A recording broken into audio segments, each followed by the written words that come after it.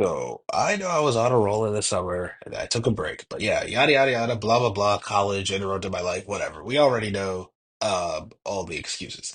Well, not excuses, they are the actual reasons. But the point I'm trying to say is that this year has absolutely sucked when it comes to comic book movies. The shows have definitely been better, and that's just because we have people that actually care about these characters working on those shows, like X-Men 97, Invincible, and more recently, the Penguin, even though there was a whole controversy of changing Penguin's name to Oscorp, but like nobody cared about that by the end of the show because the show was phenomenal. And maybe I'll have some reviews for some of the 2024 comic book shows, but there will definitely be a ranking of all the 2024 comic book movies, which is what I'm kind of talking about today because, yeah, it has sucked, to be honest. Like, the only good comic book movie that came out this year is Deadpool and Wolverine. And again, people might have all various opinions about that movie. I mean, I liked it. I'm not gonna pressure somebody that didn't like it. Like, I understand it is not the type of movie that will have everybody in the fan base happy because it does play into a lot of the main issues the MCU has had in a couple of years. I just think the way Ryan Reynolds did it was the best version that we've seen. Yes, even better than No Way Home, which might be a whole video. And no, I'm not saying all three Spider-Man teaming up can't compare to Deadpool meeting up with Wolverine. I'm not saying that. I'm just saying the context of which where both stories were at. It just made more sense for the events of Deadpool and Wolverine to happen after Deadpool 2 than really the whole multiverse shebang that happened with Spider-Man after Far From Home. But again, like I said, different topic. Outside of Deadpool, it's been pretty bleak. Obviously, you find the Sony stuff, which I am waiting to do the 2024 comic book ranking before I really analyze Sony's baffling decisions. But yeah, they didn't get the memo that everybody was going to be on break because they released three movies. Venom 3 and Madam Web, at the time of this video, are the two that have been released. And Craven, again, as I said, by the time of this video, is coming out next month. Whatever. We'll see how Craven is. I don't expect it to really be good because none of the Sony spin-offs have really been good or even so bad they're good, at least in my opinion, since sorry for the background noise, well, since the first Venom movie. And so you do have those movies and that mess. And then you just have DC's Joker 2, which, I mean, it's more of a failure on Warner Brothers than DC currently, because current DC had nothing to do. In fact, DC itself had absolutely nothing to do with Joker 2. That was fully a Warner Brothers movie, and Warner Brothers takes 100% of the blame behind that disaster. It's just unfortunate that, again, because it is technically based on DC Comics, DC did kind of take a hit with Joker 2's flop. And that's something DC really does not need, as I am going to discuss in this video, because 2025 is the turning point. Yes, Deadpool was good. It made like $1.3 billion dollars at the box office, but it is not enough to steer the ship on the MCU, because to be honest, it had absolutely nothing to do with the MCU. It was more about like the Fox Marvel movies, if anything. So Marvel and DC both really need to make 2025 the year to win back general audiences into comic book movies. And I know what you're going to say. Well, comic book movies have been successful. Yes, but like the ones based off of the franchises that were already established in the mid 2010s that people already had a connection to. Guardians of the Galaxy 3 was the most successful comic book movie of that year. The Guardians were introduced back in 2014 during the peak of superhero stuff. Deadpool was one of the game changers behind the revolution of the superhero genre during the mid 2010s. And like this was his third movie. All right. Like some of these characters, like we're getting trilogy enders, like even Venom completed a trilogy. All right. We need the future of comic book movies to be bright, and we need these new properties to start doing well because like these old characters are not going to be here for long. These actors have been playing these characters exactly for almost 10 years at this point. And I don't know if, I mean, yeah, I think Ryan Reynolds would be down to play Deadpool, but there is going to be a time, it's going to be a sad time, where Ryan can't do it anymore. So we really need to start highlighting that these new characters are interesting enough for general audiences to fall in love with. Or, in the case of DC, new versions of these old characters that didn't really get the proper chance to shine. All right, without all of that, let's rank all the upcoming 2025 comic book movies because there's really only four. Three from Marvel, one from DC, zero from Sony. Thank God. All right, let's start off with number four. Actually, it was really hard to do a number four because I am interested in all of these movies to an extent. But if I am to put a movie in last place, I'm gonna have to put Captain America: Brave New World. This movie kind of concerns me because, yeah, it has had a lot of issues. It got delayed because, well, the screen tests weren't good and Marvel needed to rework the movie. They did an entire 22-day reshoot, which, I mean, yeah, reshoots are common in superhero movies at this point, but like 22 days is pretty long. I mean, that's like you're changing like maybe not a lot of the movie, but like a decent chunk of the film. And so far, however, the Captain America trailers have been good. The teaser trailer was cool and it gave the spy espionage tone that they're going for. And the second trailer looked cool and still had that sort of effect, kind of very old school presidents type of like political thriller movies that, like the Jack Ryan, Harrison Ford stuff. So, it works with that. But again, trailers are supposed to make the movie look good. And in terms of like the actual movie involved, Falcon and Winter Soldier was okay. I wasn't like one of the big fans of Falcon and Winter Soldier, but I'm not really a hater of Falcon and Winter Soldier. To me, it was a show that existed.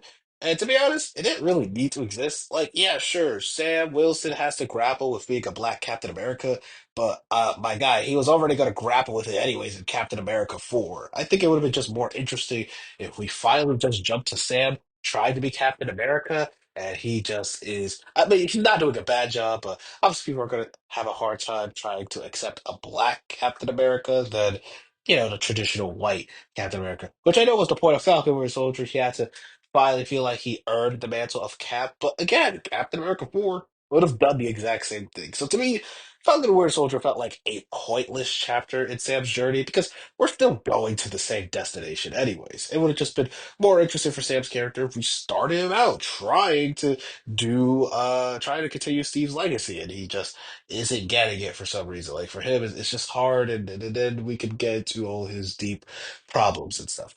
Obviously, speaking of problems, there is the controversy of the Israeli actress that's going to be in this movie. And I get it. I get why some people might want to boycott that. I 100% understand that. And I respect that decision.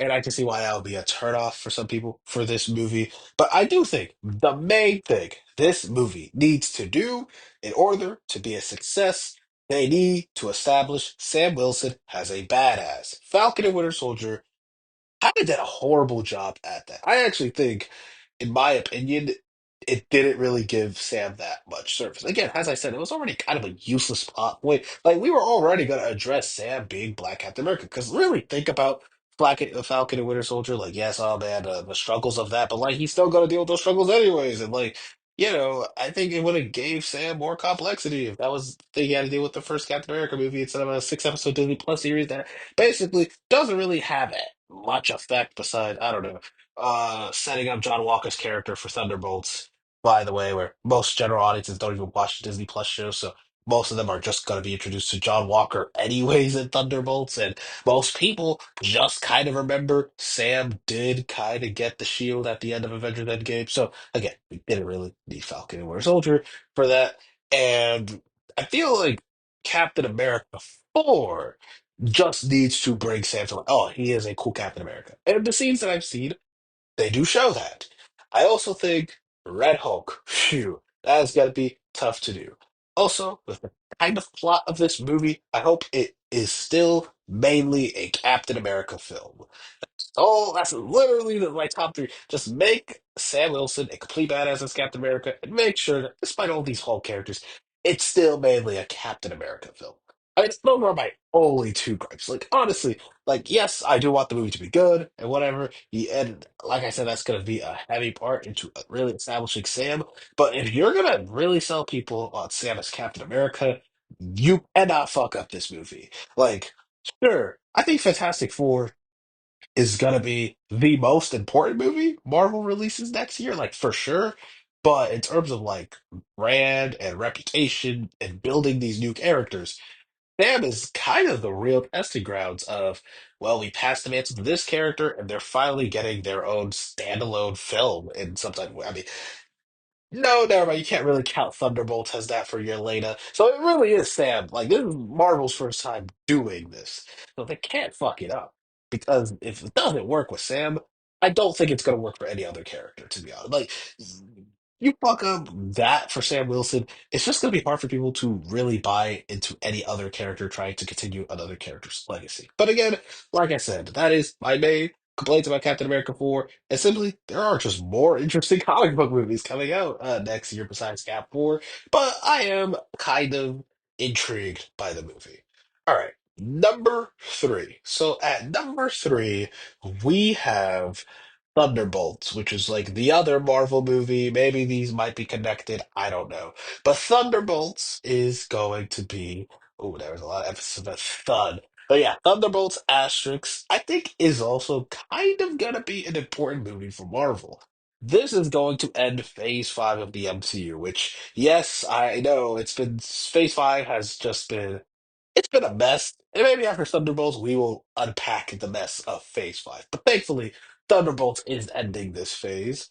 And I think it is interesting because it does harken back to old school Marvel, right? Ending a phase with a big team up movie, right? Like Thunderbolts is for sure going to be kind of like the bookmark, like, all right, this is where we're at in the MCU right now before heading into Secret Wars and Doomsday. And so with that, Thunderbolts is interesting. I also do like the idea of Yelena Belova being a main character because I like Florence Pugh and I love the character of Yelena Belova in Black Widow. Like she was the highlight of that movie to be honest. So I was always excited to see her again. And then I saw her in the Hawkeye show, and that show was also but she was again the best part of that series. So, not really against Florence Pugh or even the character. It's just he was in two mid projects from Marvel, to be honest. And I hope Thunderbolts is good so that Yelena can finally be used in an actual good movie. And I do like the difference between her and Natasha, right? And I forgot to say that for Sam, but there is definitely differences between Sam and Steve's character.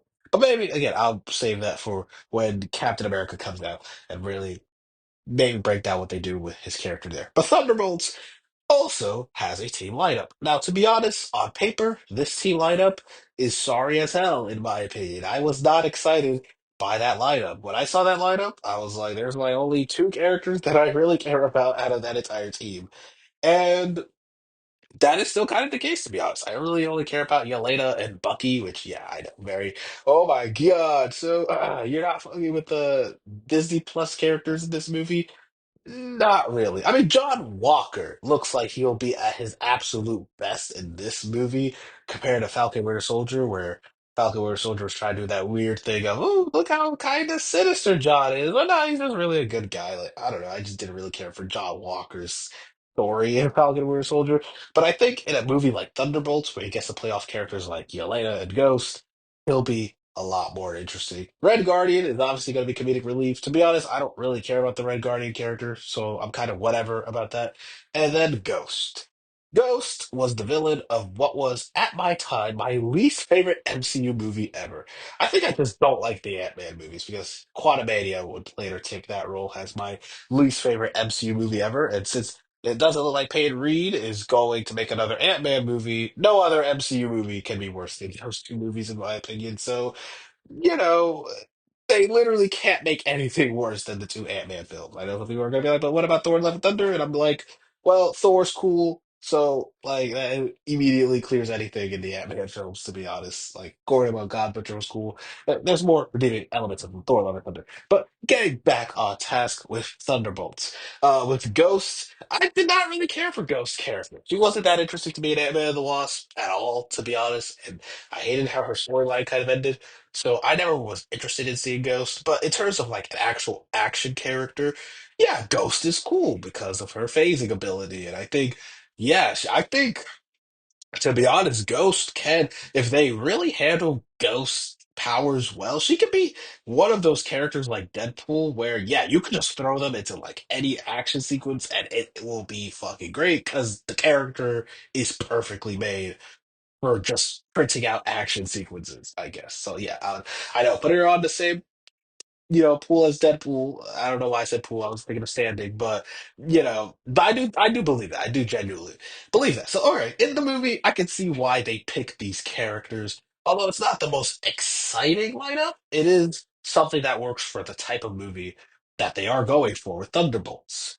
As you remember, there is another team member, Taskmaster, but to be honest, we've had two 3-minute trailers for Thunderbolts, and Taskmaster is still a nothing character. And I mean, I assume that they're just gonna kill Taskmaster, which is like, what a waste of a character in the MCU. Like you did this twist, which didn't really work, to be honest. Not because the character was female, but because literally the writing of Black Widow and how they handled Taskmaster was absolute dog water. And now you had the chance to kind of redeem her character, and now you're gonna kill her. I mean, not like I really cared about Taskmaster's character in the MCU, anyways.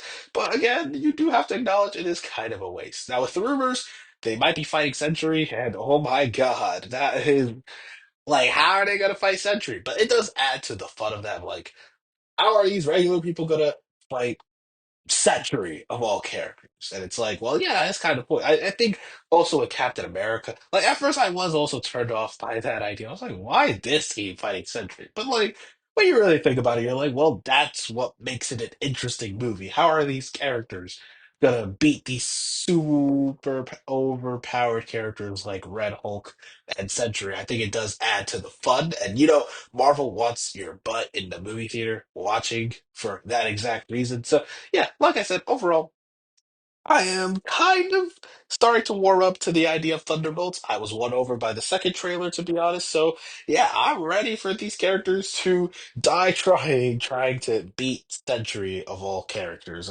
Good luck, team.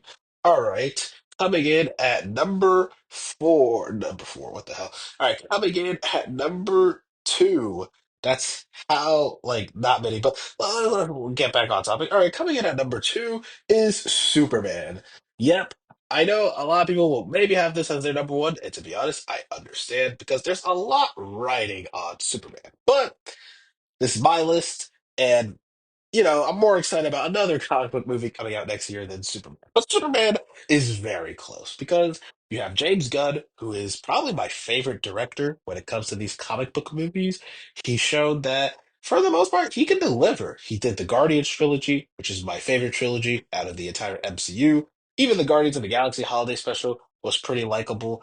Then, when you go to his DC stuff, The Suicide Squad was a fantastic movie. And although I did not care for the first half of season one of Peacemaker, the second half of Peacemaker was genuinely some of the most interesting and compelling things that entire DCEU has done. So, yes, I trust James Gunn on paper with Superman. And to be honest, I think whatever James Gunn's going to do is going to be good. However, as weird as it is, yes, that could be good, but Superman, I think what really needs to be sold, Superman needs to be the fresh start. And that's why I'm kind of scared for Superman. You are kind of incorporating elements of the DCEU. Well, not much, right? We're getting a new Superman. These are mostly new characters that'll be introduced to Superman. Fine. I do hope James Gunn's able to find that balance. But Superman really needs to establish to the general audience that it has nothing to do with any of the other DC crap that has happened in just the past 10 years. And that is a lot for one movie to do, but DC desperately needs Superman to be a hit because, yes, they can still make good movies. Blue Beetle was a good movie, and it still flopped. So, again, being a good movie, I mean, yeah, James Gunn's The Suicide Squad. Fantastic movie, probably the best movie of that universe. That was a commercial failure. So, yeah, being good, I think, for DC is half the battle. Like with Marvel, I think it's more a reputation situation. Like, yeah, Captain America and Thunderbolts need to be good movies. But yeah, I think it'll be easier to sell somebody on watching a Marvel movie nowadays compared to watching a DC movie, especially after Joker 2.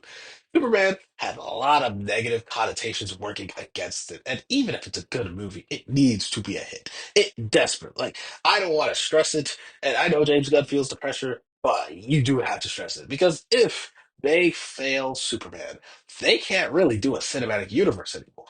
That'd be the second attempt. And the last attempt made them lose millions, damn near probably billions of dollars on that investment alone. So does Warner Brothers really want to invest in another cinematic universe if the beginning and shit? And I'm scared that people will just look at Superman and Fantastic Four since they're both doing very similar things, and because audiences probably trust more.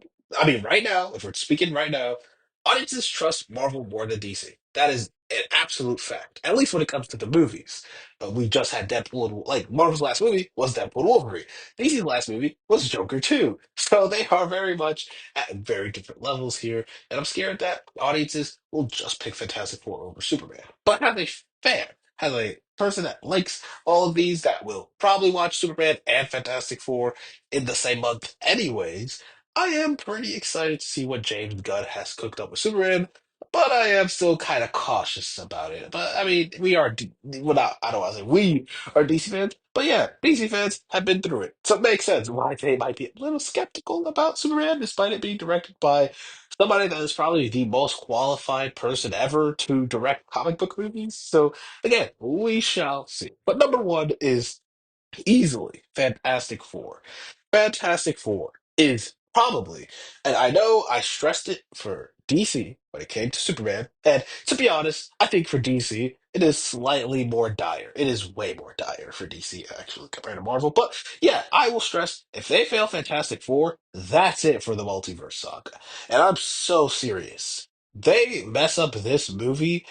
I don't think there's going to be a lot of interest for Avengers outside of the morbid curiosity of people of seeing RDJ as Doctor Doom. But once that gimmick is kind of done, like, I don't think there's going to be a lot of fans that would be interested because Fantastic Four are essential to Secret Wars. They are important to at least the version of Secret Wars that Marvel has been building and adapting to. But outside of that, Fantastic Four has not had a good run of movies. Each adaptation has failed in some type of way. The 90s version, despite being the most faithful that we've seen in live action, failed to even get a release in America. And I mean, it's free on YouTube right now, but that's a whole other story and conversation. The 2000s Fantastic Four movie got, like, I don't know, the basic Clip Notes version of what people think the Fantastic Four are, and those movies weren't really that great, to be honest. And then Fan Four Stick. The less said about that version, the better. So yes, Fantastic Four First Steps on that, basis is a movie where Marvel is kind of going against a lot of negative connotations, not only with Fantastic Four, but with the MCU itself. But if the casting, set design, and the director hasn't given me a lot of confidence, I don't know what will. I think we will finally get a great Fantastic Four movie because everything I've heard about Fantastic Four has been phenomenal. They're going back to the golden age era of the Fantastic Four, which was the 60s. Let's be real here. The Fantastic Four have had a hard time competing against more modern superheroes. And I find it ironic that this and Superman are coming out because, to be honest, when you really break down the issues of modern audiences with these properties, it's damn near almost the same. Well, not. Well, I mean, yeah, you can make the argument it's been the same. You've had failed film adaptations that have kind of also tainted the character or characters in the case of Fantastic Four, and they need a fresh start. And if Marvel has been good at anything, it's been rebooting the characters into the MCU, whether that is Spider-Man or whether that's Blade. Oh wait, is that too soon? But the point is that I do trust how Marvel's going to execute the Fantastic Four. And again, the casting, Ralph Ensign has Galactus. His voice is going to be booming, shaking in that theater. I can't wait seeing the Fantastic Four finally explore space. I know this seems like a foreign concept to not Fantastic Four people. But yes, the Fantastic Four are heavily space-based superheroes.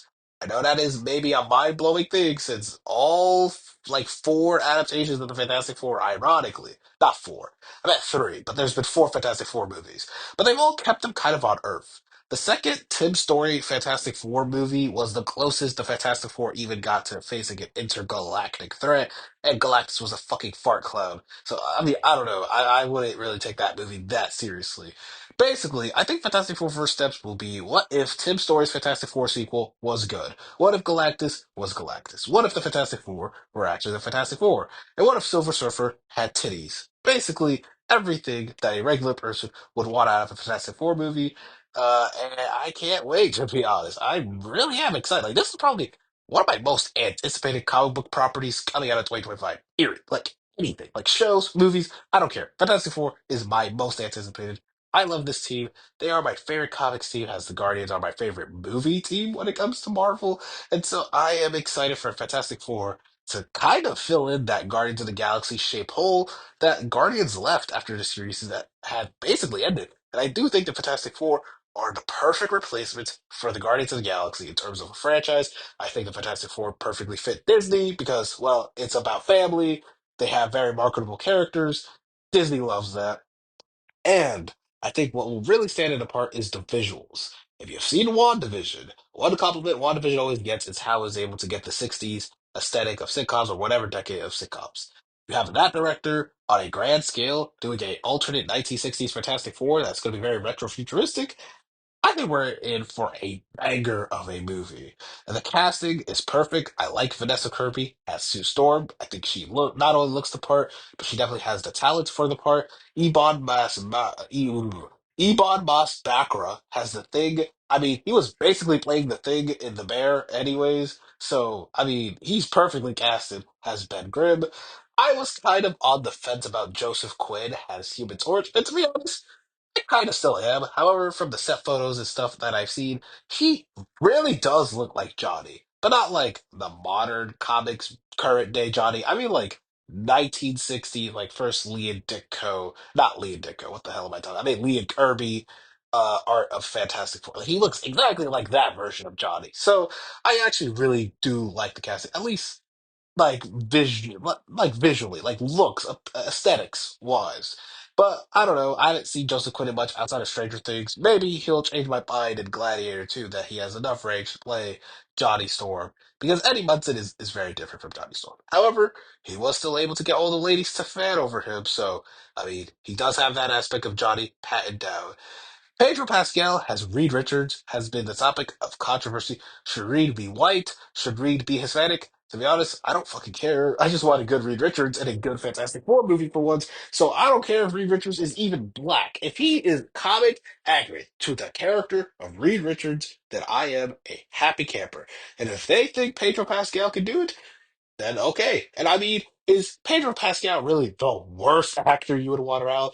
A, he has draw power. B, he's very popular. And C, he has a lot of range. So yeah, I would like to see how he portrays Reed Richards in this upcoming Fantastic Four film. So basically, I'm excited for Fantastic Four. Yes, the other comic book movies are coming out, but who really gives a shit? We're finally getting a Fantastic Four movie set in the 60s. Oh my fucking god, it's happening! It's happening! We're finally getting a good Fantastic Four movie, hopefully. And Matt Shackman, we trust. This man's cooking. Thank you, Tri State Area. Also, fuck Joker 2, and fuck Venom 3, and fuck the entire Sonyverse. Good day.